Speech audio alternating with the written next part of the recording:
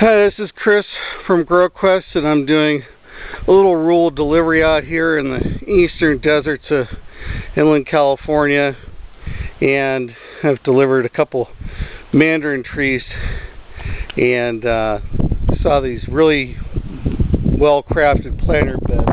Why don't you tell the world what you did here? Oh my. Basically, after years of fighting gophers and rabbits and birds, because the moment you put water out here, everything comes to it, you have to get defensive. So I went down 2 feet below the ground, filled that with sharp gravel, about 3-inch pieces, about this big, skinny, nasty looking stuff. Then put in 2 feet of cow manure, and then overlaid it with either electrical heating. You've got heating wires and kind of about a 4-inch little grid through here. Yep. And then you've got some livestock mesh on top of that. Yes, it needs one more back across it so that it is heavily protected from any trowel or digging of any kind. Right. Anyway, then we will be mixing peat moss and compost. Yeah, that peat moss is a great way to go because it won't decompose very easily on you. And then also some vermiculite. And basically this is a gigantic takeoff on square foot gardening. Well, you know what? I'm going to make a trip out here later this spring and summer after I email you and see what you've got planted in here. So you're in an area where it can get pretty hot during the summertime. Yeah. Not as hot as some of the inland deserts, but easy 100 each day, huh? We get up into 110 here. Okay.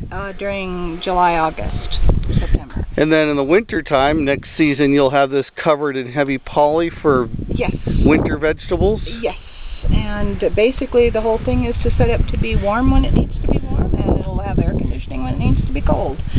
So you had a plumber install a nice hose system here, insulated and protected, and then the heating element goes to a low voltage from a standard current.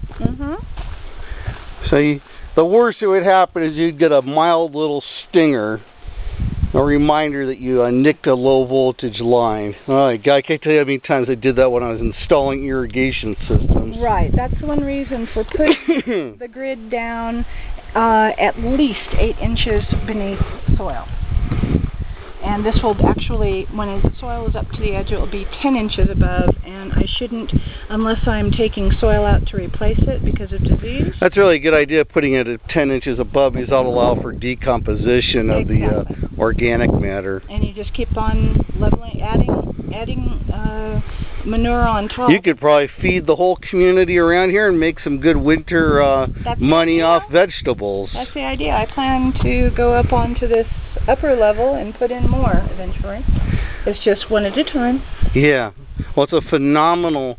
it's a big undertaking, and it's not cheap. No, but you had a contractor build it out extremely well.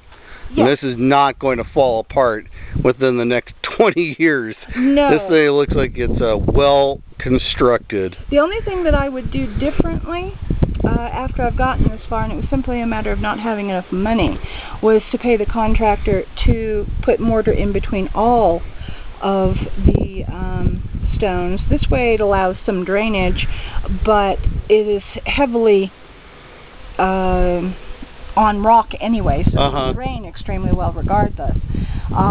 Then I would be able to fill it with water to an inch depth and then just let it drain. Yeah. That would be my only difference, is to make sure it was perfectly level too.